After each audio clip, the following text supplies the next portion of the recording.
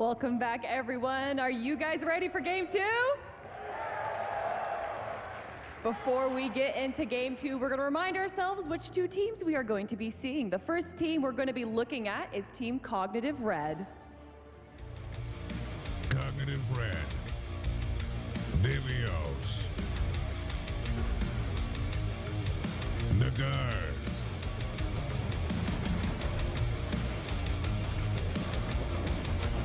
The Boosh. Ionic. Snoopy.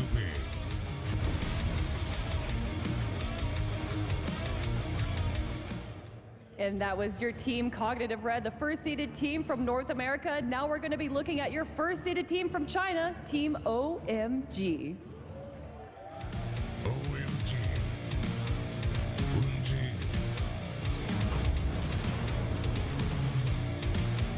Mifa. Mingzheyu.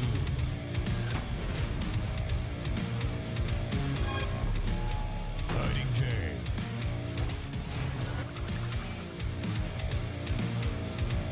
Never answer.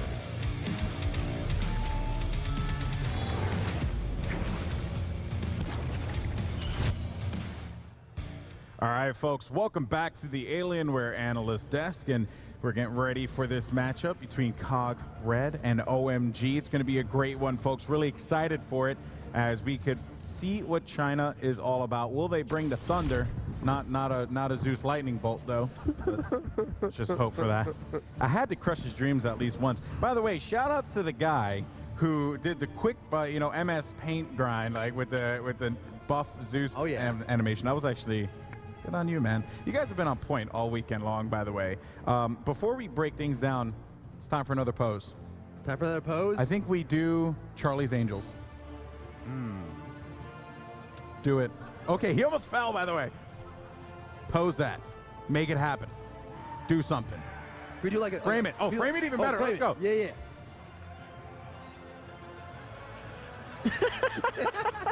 Go right into the hair follicles. Can we do like a Lion King? Bring it into the hair follicles. Lion King. My God. Oh my God. No, oh, yeah. Zoom into this one as well. Give him that. I'm gonna step away.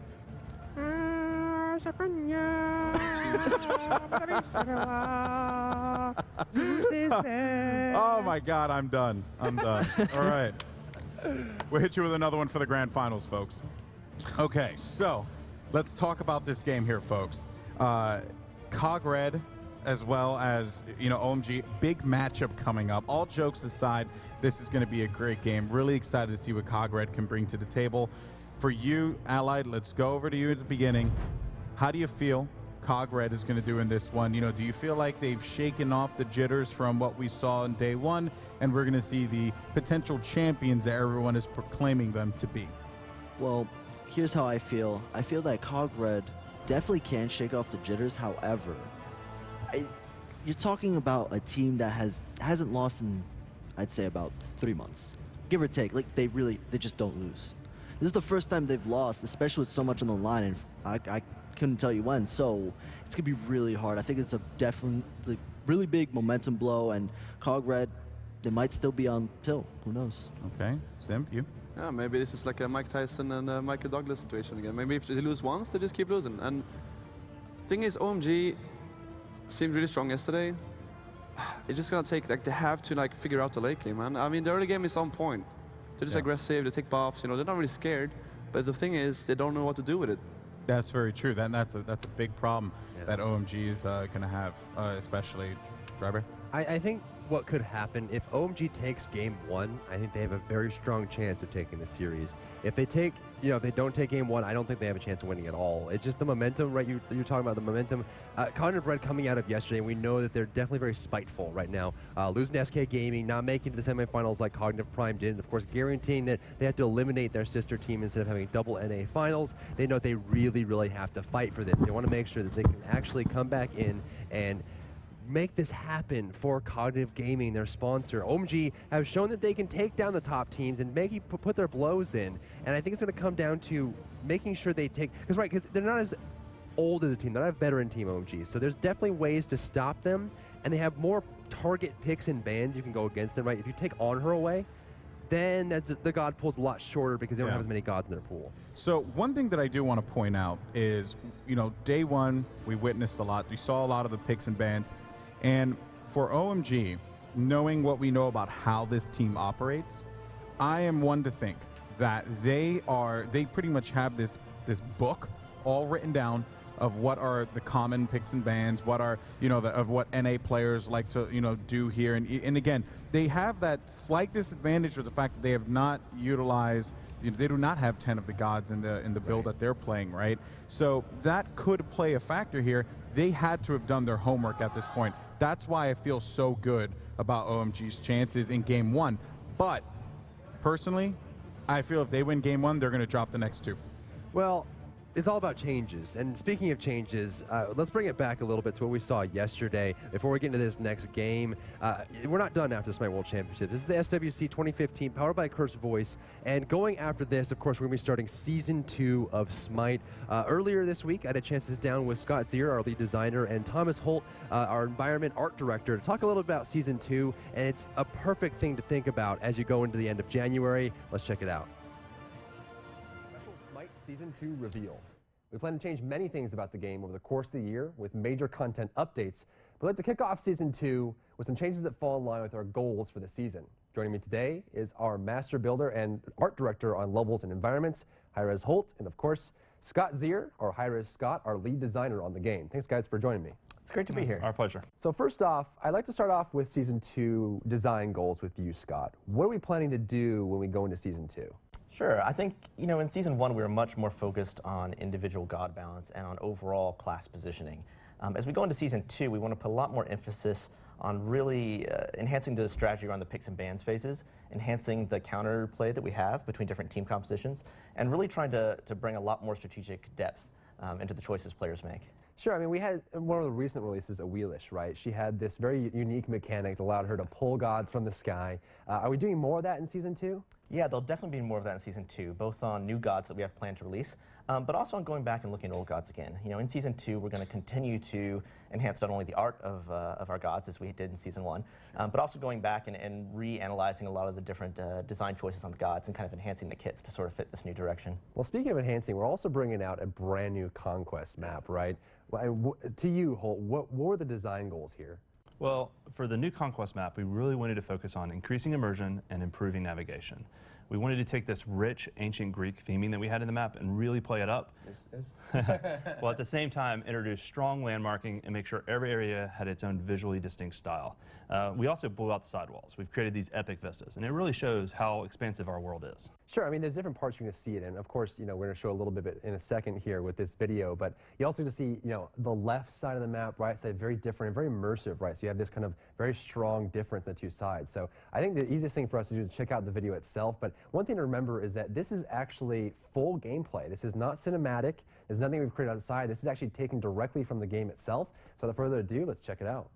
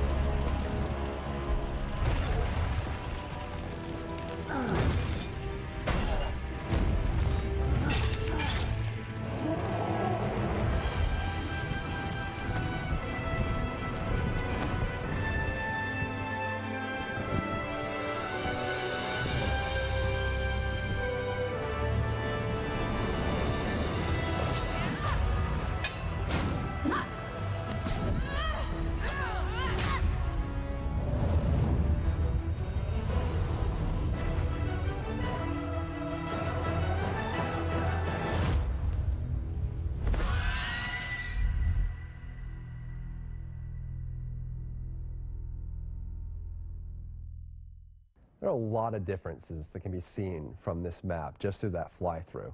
Let's roll it back a minute and just talk about what we're seeing here with the different areas you mentioned earlier. Sure. Let's start with the bases. We really wanted to bring Mount Olympus, all its grandeur, all its glory, down into the gameplay space. We've taken the walls and we pushed them out past the Phoenixes. And this really gives the player a sense that they're either invading or defending this iconic home of the gods. Contrasting this, we have twin mausoleums that sit at the base of an erupting volcano. This allows us to do some really interesting things in the map. For example, the ash cloud that sits above the map casts a shadow, creating a dynamic shift in lighting from one side to the other. We also have the lava fields. They flow not only visually anchoring the short lane, but actually into the gameplay space itself. And they also fill the fountain, which creates a dynamic backdrop for the player spawns on the chaos side. I saw that. There was actually lava filling one of the lanes, wasn't there? Yeah, that's actually one of the things I really love about the new map is that there's a very clear distinction if you're on the Fire Giant or the Gold Fury side, which is important because, and I'm sure a lot of players, there's always that case where you just started running out for the first time, you end up going right when you were supposed to go left. And so we've tried to do little things and subtle things to help cue the players over which side is which, so it's just a little more clear. Sure. Yeah, that's right. In addition to the bases, we've wanted to really landmark those two side lanes. And so we've taken those vistas. We've got the beachfront on the long side, and we've got the lava fields for the short side. In addition to that, we wanted to make sure that the biggest objectives that we have in the jungle, the Fire Giant and the Gold Fury, really visually anchored their sides of the map. So the Fire Giant, for instance, he's got this burned out temple, and that fire and that column of smoke, you can see it from anywhere in the map. And on the other side, we have the Gold Fury, who has this column with a gold statue on top and golden rays coming down from heaven. Again, visible from anywhere in the map. And so it creates a really good midway point for navigation for the players. Now, for some of our more astute viewers, it seemed to me like some of the buff camps were moved around in there. Yeah, so one of the things that we're experimenting with and that our players will see as we go onto a public test server this January is some changing of where some of the buff camps are placed. Awesome. And And also one of the buff camps is going to be changing. It's going to be a little bit different in what it provides, so something new, yeah. Yeah. In addition to that, we've changed the NPCs for the buff camps. They now better visually represent the buff that the player gets from them. For example, the speed buff. It's this rogue-like character with quick twin blades versus the mana camp who has mages and the damage buff, which has like these armored brutes ready for battle. it seemed like the Gold Fury actually had a major facelift in there. That's right. We've done a visual update for many of the map's major objectives, including brand new animations that give a better idea of the gameplay state as well as the personalities. The Phoenix is a good example of this. Completely reworked as the guardian of the bases. We've also redone the towers, so they have fully animated destruct states now tied to their health. And as you mentioned, the Gold Fury, completely reworked. She better represents now the level of importance and definitely the threat level she gives the players. Can we talk about the big elephant in the room? Obviously, we're mentioning all the objectives on the map. We have to talk about the Kingpin and the Fire Giant. Yeah, so there's two really interesting things happening to the Fire Giant in Season 2. The first is that if you look at the counter area, we've actually opened it up. We've made a lot more space in there. And that's so that team fights have a little bit more room to maneuver and also to downplay some of the area attacks we have coming off of certain gods. But in addition to that, the Fire Giant now has an entirely new set of abilities. And these abilities have been designed to get players to move a little bit more in the encounter, but also to provide opportunities for teams coming to the Fire Giant fight late to be able to abuse it and to try to hold other teams in place for taking a lot of damage from the Fire Giant. This has huge implications for gameplay. Yeah, it definitely does. And it's actually paired with another big change we have coming in Season 2, which is that we're changing the way leashing works in the jungle, not just for the Fire Giant, but for actually the entire jungle and all the camps. So what's going to happen now is that when you leash a camp, it no longer becomes invulnerable and immediately heals. It actually heals slowly over time. And this changes a lot about invading and about when you make your decision to start a boss fight. Because if you start it, you can't just back out anymore. You're forced to basically fight or lose it. So these are all very major gameplay changes. What else are you hiding? Well, we are adding some cinematic moments to the major objectives in the map. What? Yeah, I love these. Yeah, so the Fire Giant, the Gold Fury, the NPC buff camps, they all have cinematic intros when they spawn into the map. The NPC buffs, for instance, they come into the map in a way that conveys the power that they're going to give the player. And the Gold Fury actually flies through the map and kind of circles her area before coming to roost at her camp. The Fire Giant, though, well, he's special. So he spawns in much later than any other NPC we have, but we wanted to make sure he had a presence from the very beginning of the match. And so he starts the game locked away in this chest, and you can hear him in there just thumping on it and pulling at his chains and stuff. And eventually he breaks free, which leads to the combat. And if the gods can take him out, he shatters, and those pieces stick around. And then for his respawn, he reforms and is ready to join the battle again. That looks awesome. What a huge change to gameplay, right? I mean, obviously, seeing the objectives respawn and having that tell, knowing that it's coming, this has huge implications for gameplay yet again. Yeah, this definitely does affect gameplay. On the smaller camps, what this allows is sort of a 1 to 3 second warning of the actual spawn in. So you can kind of prepare that ability to hit them for the first time, which is better than what they do right now, which is they just kind of pop into existence. And certainly on the side of the Fire Giant and Gold Fury, there's now an 8-second tell to spawn, which isn't enough if you weren't there when it died to know exactly when to rotate around to it, but it is sort of a nice kind of lead into the attack happen once teams are already there kind of rotating around it. Yeah, sure. It's certainly much less abrupt where it just pops out of nowhere. Very exciting stuff, guys. And I want to thank you for joining me for the Season 2 reveal. If you want to check out the new changes coming into Season 2, we'll be rolling out our PTS or public test servers throughout the course of January. But I do want to remind you that this is not going to be it. We'll be rolling out major content patches through the course of 2015 for Season 2. So there's plenty more to come. Thank you for tuning in and enjoy the rest of the Smite World Championship powered by Curse Voice. All right, so there you could see what we had witnessed before, yesterday with the, remake of Conquest. Really excited for that. Should be fun. But let's move forward now. Talk about this matchup, COG Red versus OMG. It's going to be prepping up in just a couple of minutes here, folks. We thank you so much for staying with us. Of course, if you're just joining, we witnessed We Love Bacon. Unfortunately, they are being sent home by Titan. Titan defeats them 2-0. This is the next match of our knockout phase here.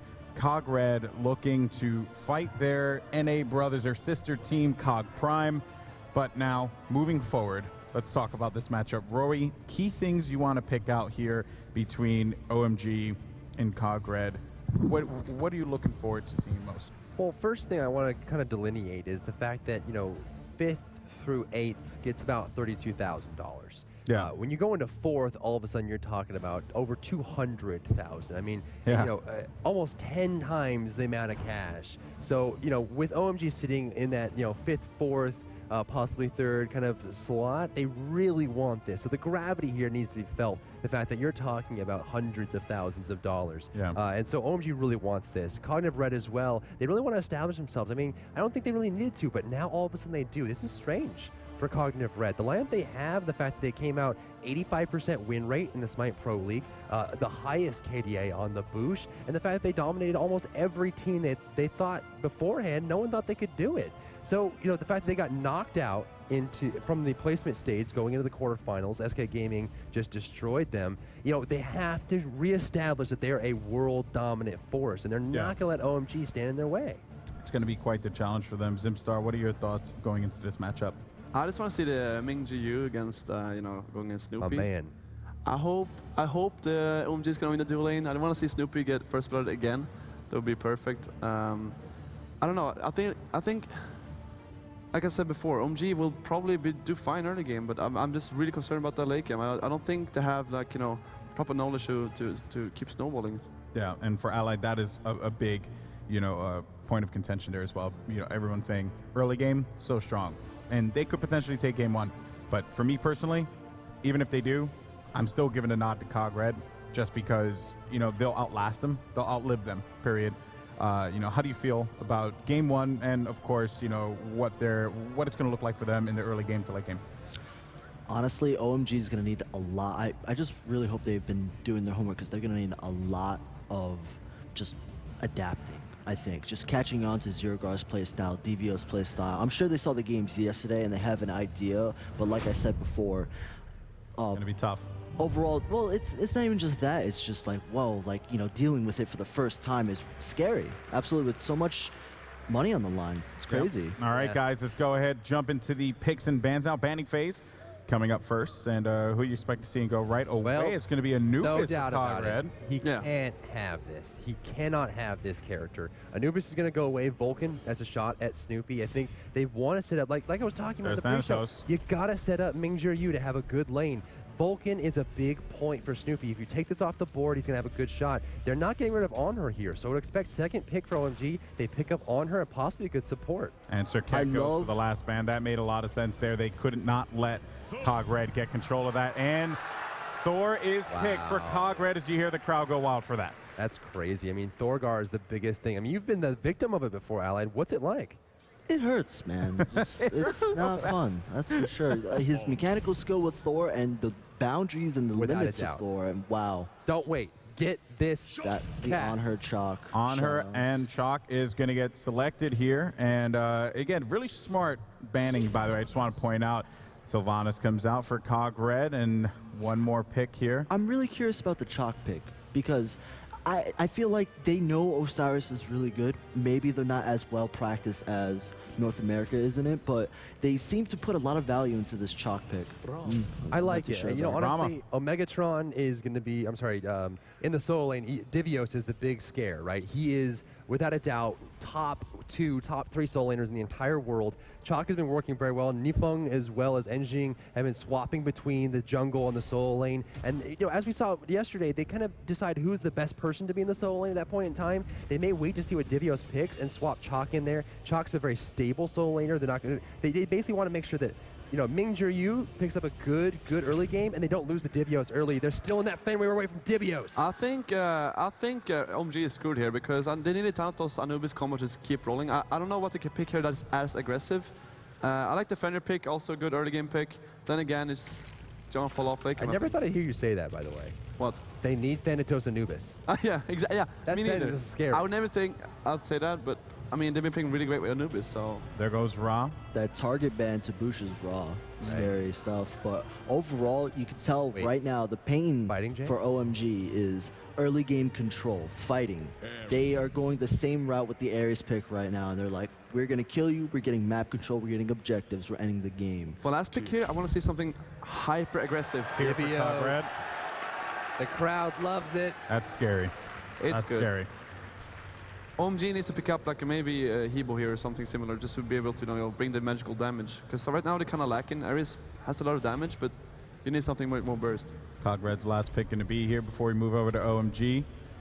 Of course, as we wait this one out, and it's Well, we don't have enough time for that. going to be locked in. No, not Don't have enough time for that. Oh, Kronos will get picked up.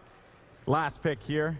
Who's it going to be for OMG is the question, folks, as we wait for this one. And it's going to be hell. All right, folks, we're going to see how this plays out as we toss it over to our casters. It's going to be a good one. OMG facing off against Cog Red. Take it away, boys. Thank you very much, Golden Boy. Ladies and gentlemen, welcome to the commentary desk for set number 2 today. It's Cog Red versus OMG. My name is hi-rez Bart, also known as Bart Koenigsberg, if you are part of my family. And this is Brandon Nance, a.k.a. Brandon DM, Juice DM, DM Brandon. I'm part of Bart's family, so DM I get to call him the other one. He does, yes. Welcome to the family, all of you, and welcome to the Smite World Championship Series, where we are looking at a pretty big game here for OMG. This is an interesting draft they have, Brandon, very heel-focused, going into Cognitive Red, who looked defeatable yesterday for the first time in a long time. Yeah, and OMG looked a lot more maybe competent than anyone really expected. Absolutely. They almost knocking out Titan from winners. I mean, that would have been really, really big. But going into this game, guys, remember, this set is valued at roughly $220,000. Yeah, this is a big win to pick up, and here in game 1, what we're looking at is an interesting lineup from OMG, as I alluded to earlier, very heal focused on the side of Cognitive Red. Yeah. The big question is, how are they going to deal with the healing? The obvious choice, Sylvanas with the Divine Rune with the long duration dot will stack it up just fine and keep that healing reduction on, but outside of that, who else is going to bring that to the table? Will we see that kind of full unicorn Snoopy build with the Brawler's Beat Stick? It's possible. I mean, Beat Stick's definitely going to be a big pick. I definitely want to see a Weakening Curse going into this one. Yeah, absolutely. It's going to be a very, very important early game pickup here for the Cog Red boys. Can they shut down OMG? But with that, let's go ahead and move into the game. Ladies and gentlemen, let's introduce your teams. They are the blue team out of the bottom side of the minimap and the left side of your spectator UI. They are the #1 seed out of North America. It is Cognitive Red. Dagars in the jungle as Thor, Ionic, and Mr. Snoopy Man in the duo lane as Sylvanas and Ram. Divios will be your solo lane tier, and that leaves the Boosh in the mid lane as the Lord of Time, Kronos. Let's hold that thought, Brandon. Left side, we have a bit of grouping. That's right. Snoopy and Ionic might walk into a trap here. Now, this is something they do a lot, but all they five got pinged just out. walked over Yep. a ward. Yeah, they're going to be spotted out. Now, the Thanatos was banned away. That was kind of their strength in the early game. This time, it also goes for an early game push. This is Fenrir. Yeah, and let's also, let's quickly introduce the team. OMG, it's Enjing in the solo lane as Shock. Nifeng will be your jungle as the one and only Fenrir. Fighting Jay pairing up with Mingzhi Yu as the duo lane Ares and on her, and that leaves Neverons in the mid lane as Purple Pot Hell. Purple Pot Hell, I was actually going to look and see if we're going to get these invade. It's possible. There is no ward to cover this, but note the ward at the speed buff has recognized the fact that China. someone is missing. Yeah. China's going to go for the blue buff here. Double blue invade. Not going to be super hard for Tier, honestly, in the early game. He'll still have enough clear potential. Where is Thor going? They took both blues, did OMG, so now they're going to try to rally back and maybe contest this mid camp, but it's already gone to the hand of the gods. Thor's just going to leech XP because he knows that this duo lane is, or sorry, this solo lane is going to be late to have 2 members to it, and he wants to fight the hell. Someone could die here. I mean, we see Never Garza. no idea. This is a death in the mid Yeah, lane. this is death. This is guaranteed first blood, guys. No. Cog Red. He used the purple pot already. Oh, that's a 1,000 gold kill for all intents and purposes. No, that's just the worst possible start. Hell, not super strong in the early game, can push really well, but generally can't fight. She runs out of mana very quickly and very gankable, which is why you usually see her in the solo lane, putting her in mid and having Garz rush it down, noting the purple pot in the inventory since they walked over the ward. He decided to rush it down. Oh, fighting Jay's in a lot of trouble on the left side. He's down low. about 100 HP, and it looks like he's going to barely make it out. No, Snoopy may Garz, have another Garz. roll available here. Garz. Garz as well. Hammer through the wall. Garz. There it is. Snoopy finds the kill, and it's the second kill of the game in the first minute. Ionic finds it. He's ruined. Double. That's going to be it, guys. The third kill. Cog Red, no mistakes today coming to play. You can't let Ionic get Sylvanas. We saw this god not be heavily favored at the North American Regionals. Ionic picked it and showed us exactly what this god can do. And here you see it yet again as they're going to contest the blue buff on the left side of the map. And they're going to have this one easy. Not much Fender can do into 3. So we haven't mentioned really that Garz has Thor. Right. And that's not okay. Yeah, you should basically never ever give this player this god combination. And you're going to see in the mid lane here, Neveron's maybe having another spill. There's the block off. He's going to be forced to go through. The Berserker's Barrage to deal with. You see perfect timing out of Cog Red. They wait. They layer their spells just perfectly and find yet another kill of Neveron. He is at level 3. The Chronos at level 5 now as this minion wave goes down. And you notice there, he didn't even throw Mjolnir's Entombment. He understood how much damage was going to come out of that fight. He throws it there, though. He is level 5. Fighting Jane, a lot of trouble here. Ionic pushing forward through the tower. He's going to need to grab the to get any more damage. Yes, and there it is, tossing it forward. He'll trade his life most likely here. Oh, no. He's healing. No, he's going to heal up in a costly impale to Ming. And Garz finds a kill on the right side. Mjolnir's Entombment to finish it up. This is exactly why you don't let Thor have Garz. He's found 3 kills and 2 assists in the first 2 minutes. That's 5 kills under the belt of That's Thor. nonsense. That's not even wild. ranked stats. Like this is something that has become a tried and true method for all people fighting Garz, and that's you must ban Thor. Dignitas felt the wrath at regionals, letting him through. You know, Cognitive never lets him have it on the prime side. And although I may hear that it might, I don't think it's going to happen. He's just too proficient with the character. Yeah, I mean, you look at the draft coming out of OMG here, and it just wasn't a great draft into a Thor. Hell doesn't have any good escapes against a Thor. She's very, very likely to get ganked by him early and often. Looking in the dual lane as well, Ares, not a hard target to gank as a Thor either. He's very dependent on kind of kiting you with the chains to increase his survivability with the bolster defenses. And Thor, it just doesn't worry about that. It's just too mobile, comes down, crashes down, chain stuns you, and down you go. Thor goes back to the mid lane, gonna find 2 members of Oh My God. I don't know if they're gonna try to pressure into this one. Unchained has already been used, so it looks like the mid camps on left and right will both be secured by Cognitive Red.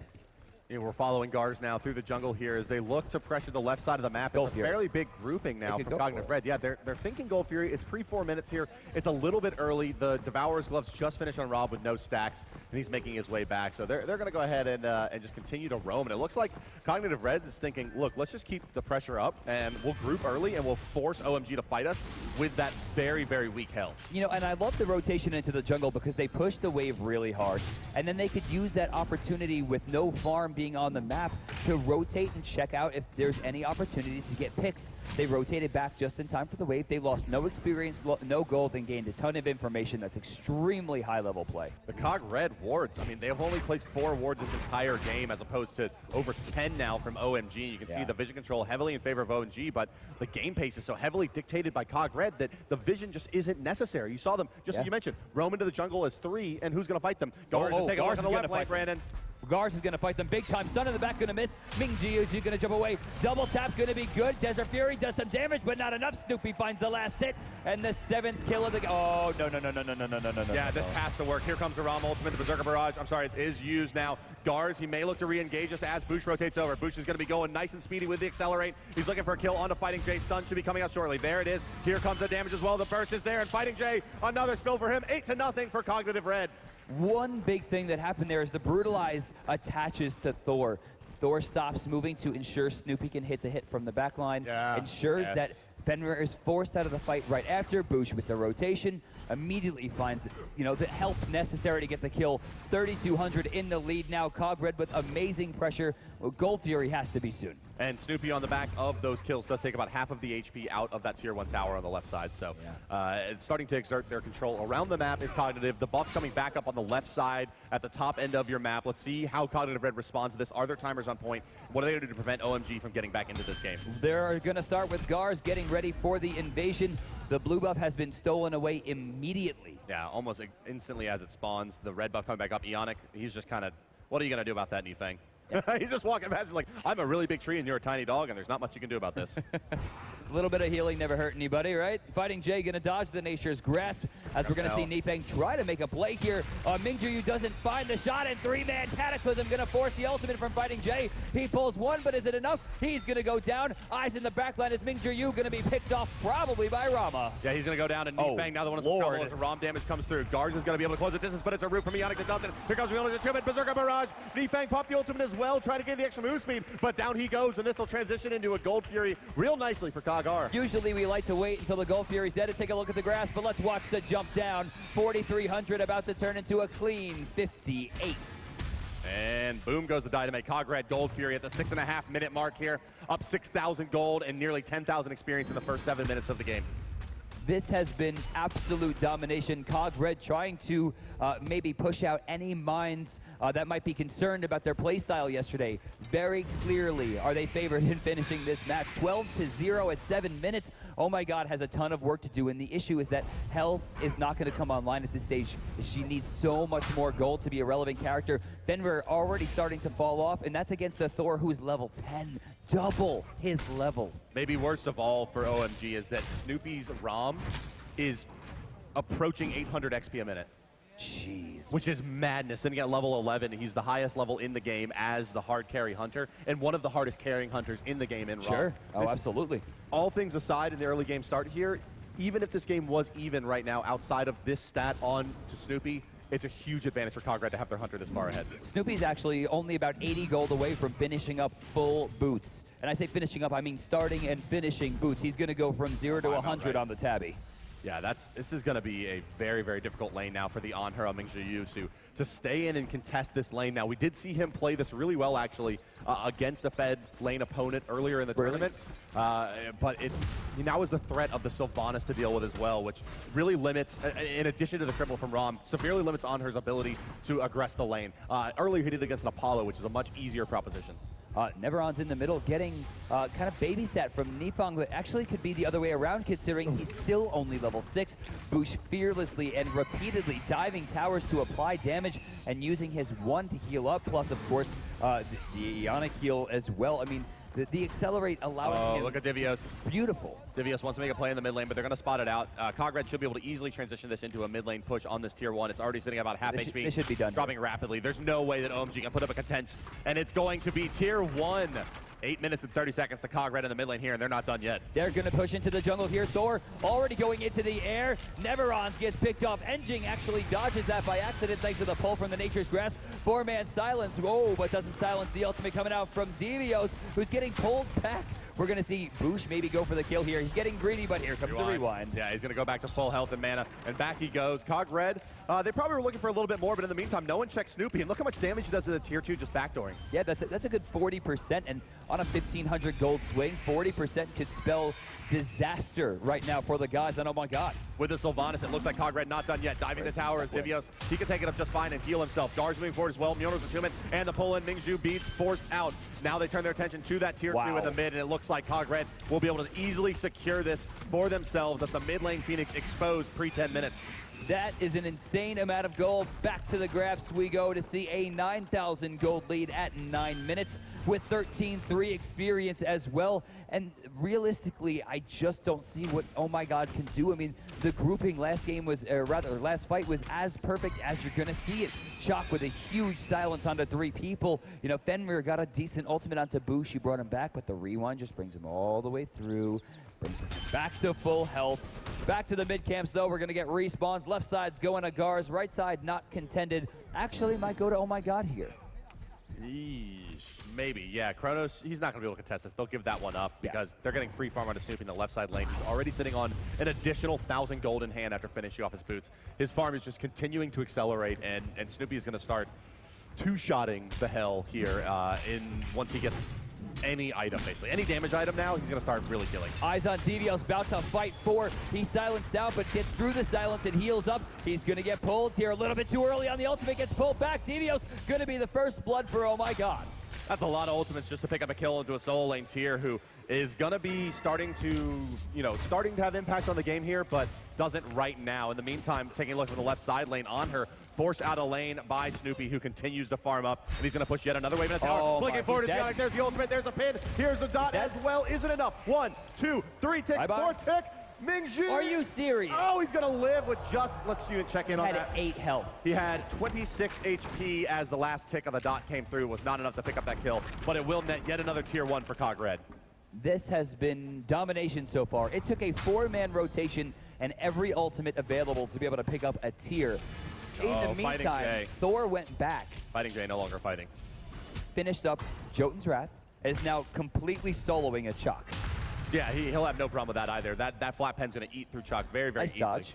Cooldown reduction. Milner's attunement tosses. But they need to be careful not to get baited into this. Devios is making the rotation through the jungle here. He's found Nifang. Nifang's going to be forced to jump out, and they're going to get another blue buff on the side of Cog Red. They're just starving out OMG. And they're doing a beautiful job pushing as well. I mean, it's not just the siege, it's the pressure. Yeah, the objective base play from Cognitive Red has been extremely impressive this game. So rushing into the tier 2 on left, that'll be the second tier 2 of the game, picked off. Another 1,500 gold slammed into the coffers for Cognitive Red. A 6-level advantage on Snoopy over Ming on her on the other side for OMG. He just can't go to this lane anymore. Realistically, I don't know what lane they could go to except for Devios, and if they all transfer over, they're going to lose the Gold Fury again. But they might just lose the Gold Fury again. I'm not sure that they have an option here. Let's check in the middle lane. It's Kronos. He's taking some damage, but Thor's gone to the sky. Boosh does have the rewind. He may pop it off. Yes, as a Fenrir looks to bite, and now rewinding forward. Beautiful positioning from the Boosh. He finds 1 kill. He finds a second as well as a double kill for the Kronos so far in this fight. NJ's in a bit of trouble, but I'm not sure that Boosh is going to have the damage to deal with the sustain on that shock. No, he'll just put out a little bit more poke and turns attention to the rotating Hunter and Hell combination. Ping back is Garz. Oh, and it's the Desert Fury as well. Garz does dodge several hits of it, and now ports back out. He's going to be A-OK. Devios is rotated in, but he's going to miss the Fearless Charge. And never ons. No, Boosh called him off. It looks like he was still looking for Ming, and now they're going to rotate for that on her and look to keep him down, and he has his work cut out for him to make it out of this one alive. Mingzhu, you might be able to jump through here. Could go for the Impale, doesn't quite find it. And Boosh able to clean that one up. Still, no kills aside from the 4-man rotation to Devios. They lose the Gold Fury in the process. It has spiked to an incredible 14,600 gold. The 1,000 mark in lead is actually ahead of the minute count. This is something that's extremely rare. That is extremely rare, you're right. And also during that fight, Devios dives the mid lane Phoenix to pick up a kill onto Neverons as Hell. Only sitting at level 10 to level 14 Devios. It's just cake. I don't expect that we're going to see Hell or Fenrir next game. We're seeing the push come out onto Enjing, and the speed buff was stolen away by Devios on the tier there, and looks like Ionic's going to rotate around and scoop that one up, just be the fast streak. I think this is a great opportunity for him. He really should pick this up. One of the slowest moving characters in the game. It looks like he might actually save that for Snoop. Did he just do that? Did he do that? Cheeky play from Ionic. Let's look. Where's the player? Yeah, look at him. He's smiling. What a nerd. I hope that didn't just cost him $220,000. Well, we'll see. We have a speedy tree here. And you're right, actually, the Siege engine style of Sylvanas with that attack speed, it definitely doesn't hurt. It'll be able to clear the waves, at least keep them managed fairly well, although it definitely has a lot more of a impact in the laning phase, it feels like. Speaking of impact, looks like we're going to go to the Fire Giant. Yeah, look at Cogred's positioning. Boosh and Devios are here, and they're going to zone out whoever comes. And they're going to force the blink out of Fighting Jay as well. That's the second defensive blink used. And now, with a 60-second cooldown, how are they going to stop the Fire Giant without that blink? The answer is they will not. Already sitting at a half HP. Fire Giant to fall to Cogred in just a moment here. Just another set of great play. Looks like OMG is going to trade some free farm onto the on her and push this tier 1 on the left in exchange for this. Do we have any teleport to towers up? We do not. 70 seconds for tier. Fire Giant to Cogred. Tier 1 left side falling to OMG. You know, we see a teleport coming out from Chalk here. It's been there for a bit. I don't know how I love this. He was too pressured in the early game. He had an early death, and he just doesn't have enough presence now. Witchblade's not finished. Runeforge is finished and Warrior Tabby, but he doesn't have nearly enough damage to combat all of the push that's coming out from Cog Red. On her. Oh boy, Yeah, on her. This is a little risky. I think that, are you going to try to fight this? Yeah, oh yeah. Guards going to try to fight this. The left side, they're diving the Phoenix on the right, as you mentioned as well. Never goes down yet again, and the hell just doesn't have much answer. Now back to the left side where it's Gars. He's in some trouble. Mingzhu doing a lot of damage backside of Mule Chip. It doesn't hit, but Instinct Fang exploding him. Gars not taking this guy, and Ming, well, yeah, he's sad, boys. He falls to that Anvil of Dawn, and now in the mid lane, it's going to be the mid lane Phoenix getting pressured by Cognitive Red. 3 members down for OMG. They do have super short respawns, though, given their levels. I'm not sure that they're going to be able to hold Cog out of the base. We are 16, not even 16 minutes into this game. We are seeing 3 Phoenixes go down, Nyan uncontested. Neveron's moving forward here, trying to help out Fighting Jay, but if he presses forward, he will die. Thor so far involved in 16 of the 21 kills in this game, sitting at the top level as well. Fighting Jay moving forward with the Ares ultimate. He's going to pull 2. There's an ultimate from Chalk as well. This is a very nice initiation. They're going to take a kill onto Snoopy for sure. He's life sealing. He does extend his life by just a bit. That may be enough for Boosh to make it out with his sprint. Ionic's going to get piled in on, and they'll get the Sylvanas kill, no problem. They exchange 3 Phoenixes for it, but now here comes Gars. Instead of damage coming out, Neveron's is going to fall as well. Gars, he can just in-hand here. Look how many members of OMG around. He's getting so much power out of his passive right now, and he's just chewing through everyone. Fighting Jay, 1, 2, 3, and down he goes. Mingji is there. Here comes the hammer, and it's going to be the spin to win. That's the 4th kill now in this fight. Only the Chalk remains. Fire Minions on the Titan. This could be game for Cog Red. They're pushing in pretty hard here, trying to keep him back. Engine throws out the Thunderstrike from the back line, but 17 minutes into this game, and no Phoenix is down. I just don't understand how Engine's going to be able to hold this one off. Yeah, and Cog Red doesn't seem to mind the Titan fighting them here. They get the chain knock up onto Engine. Last hit does it. Now they're forced to retreat, basically, as Gars and Divios don't have much left in the tank. There's 3 waves of Fire Minions. I'm actually very surprised to see these 2 back off. Yeah, I am as well. I mean, they definitely could have chipped away at the Titan a bit more, but they're looking maybe for some additional itemization, and maybe more likely than not, Gars just doesn't want to die this game. Even without the push there, that was a third of the Titan's health just completely thrown into the ether. Yeah, 67% remaining on that Chaos Titan, so not having the greatest game as the Chaos Titan. He's taking a beating here. In fact, I think we've seen the Radiant team win more often than not so far in this tournament. Yeah, that's true. I mean, I think all of my games that I've casted have been the Radiant victory.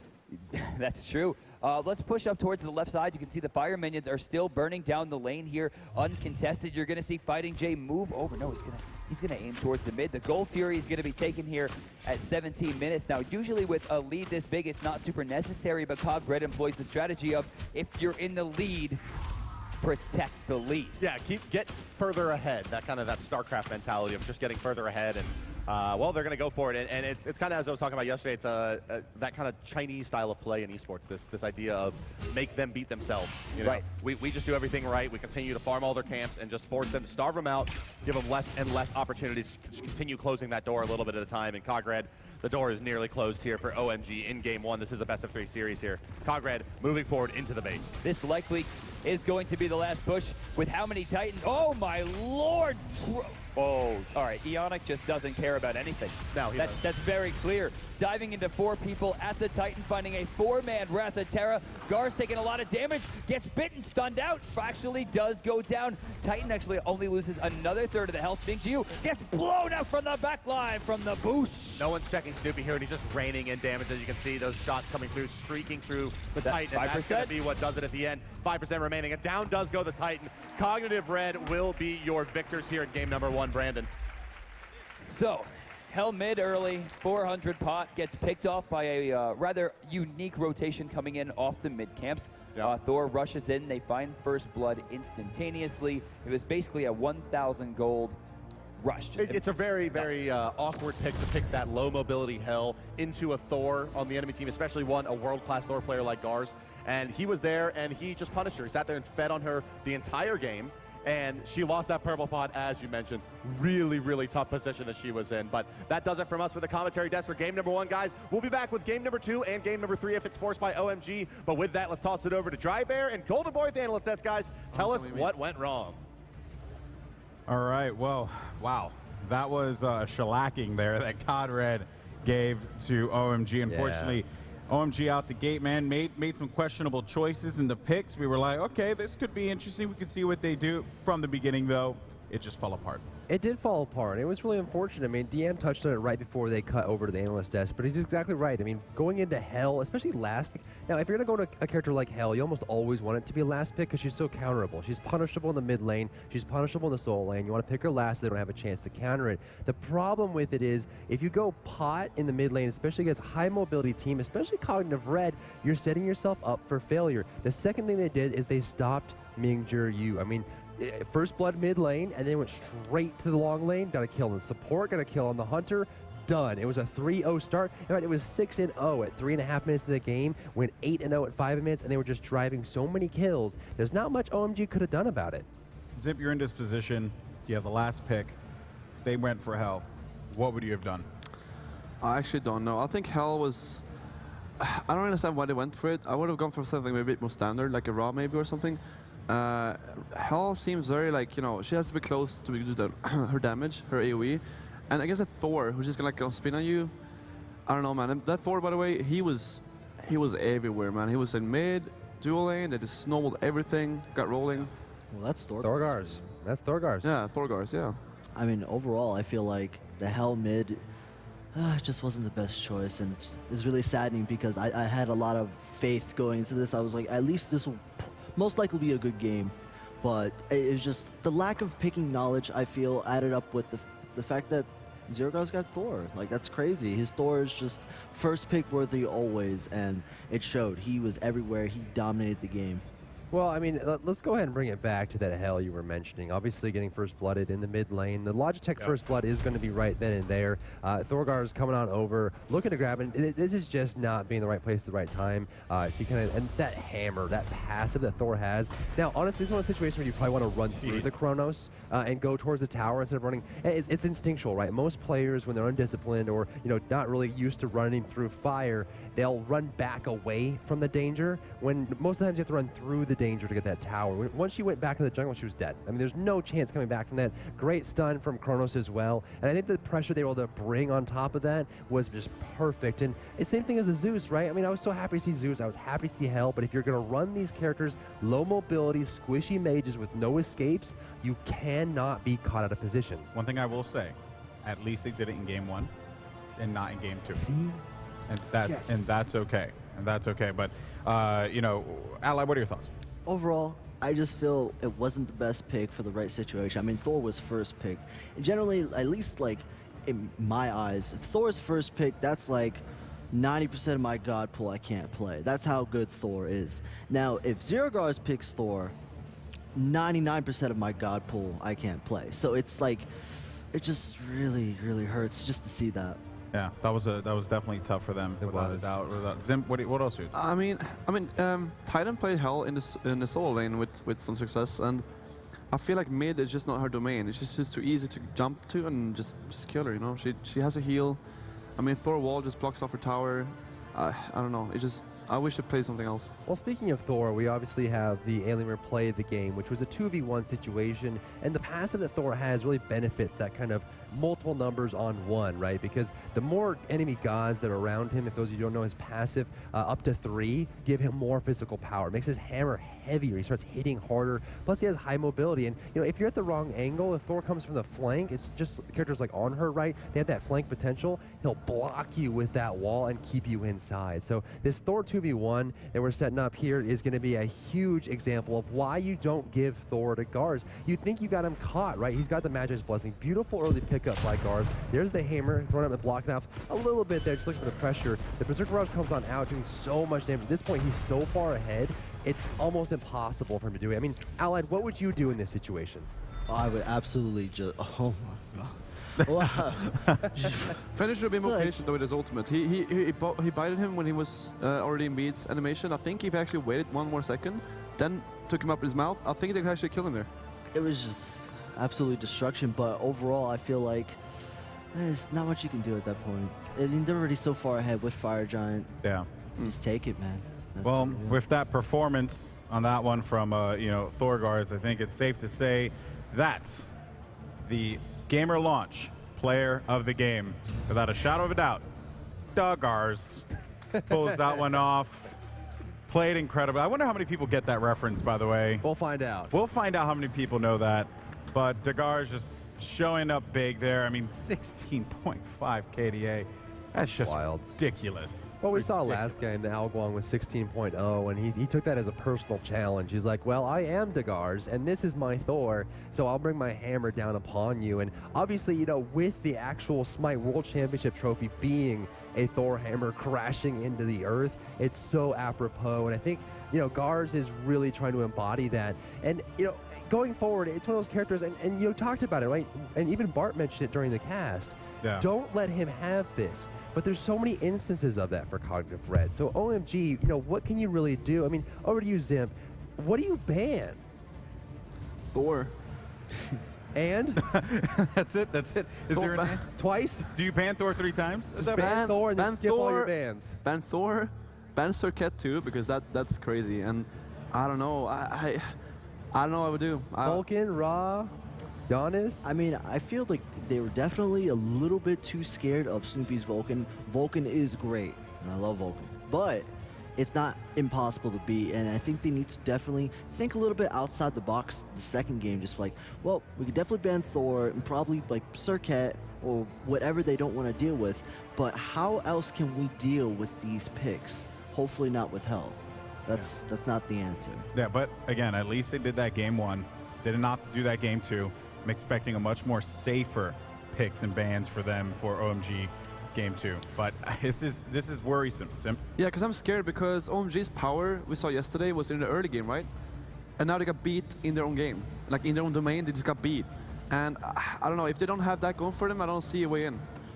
Honestly, looking optimistically, going into game 2, if Thor was taken off the table and those early deaths did not happen, they could have had a chance at control for early game, if not a stalemate into mid game. Well, I mean, Thor brings map control, right? That's what he does. His ultimate, it's semi-global. He's got to teleport through walls. He creates a wall himself. And so you can really see the representation of what Thor brought for Cognitive Red in that last match against OMG. Again, we've got speed and mid being a big separation. Obviously, back camps are always going to go, and mana camps are the lowest priority if you're invading the enemy jungle, and not a single Gold Fury. We watched in the wild cards yesterday, OMG able to pick up a lot of early game Gold Furies, and they did that because they dominated the early game. I think you hit it right on the head there with that mention, Zipstar, the fact that they need to get that early game strength, because that's what they bring. Yeah, and if you look here at the map, I mean, 71% map control. I mean, it's ridiculous. They took almost all the red buffs, the speed buffs, and almost all the mid harpies. Right. Again, I mean, we keep mentioning the speed buff, how important it is, but if you give away too many red, you'll be dead. The mid harpies again. you and your catchphrases, man. Yeah, I'm man. If you go, yeah. Yeah, seriously, the mid harpies, man. That was the killer. I can't take you serious. Right That was powerful. No, but seriously, the mid harpies is a problem, right? You gotta get that. You have to get that. You know, only 9% control there, and it was only that little slice of pizza there that was on the side there. That was about it. Exactly. I mean, if you're not gonna fight at him, you know eventually you will lose. I mean, the thing is, if you feel like, okay, we're just gonna lose every single mid camp if we don't fight, then just try to take a fight and try to win. I mean, at that point, you just have to make a gamble, I think. Yeah. You know, going into this, I think people can, you know, kind of drop all the energy that they're feeling right now. Look at the mini map that you see on your screen. All towers still standing for Cognitive Red. There wasn't a single point that they lost a tower and objective. This was a straight mistake, and it happens to every team. You can drop a game like this in any series against any team, even teams that you feel like you're better than. So OMG definitely has a shot going into game 2. If you have support, show it, because they are going to go into game 2 knowing that it's either the 30 grand or it's the 260 grand. Yeah, that's right. Very true. I mean, going into game 2 for OMG, what they need to do is be like, well, we lost, but how do we lose? Honestly, in my eyes, the game was over at first blood, hands down. They need to be like, Thor's a problem. Let's ban it out. Let's move on. I think the picks were actually okay for controlling early game. They need to revise a couple of things. Ban out Thorgars. Make sure he doesn't get another crazy jungler. And we probably will see a much cleaner game 2. However, it's Cognitive Red. I would assume they would make quick work of them again in game 2, sadly.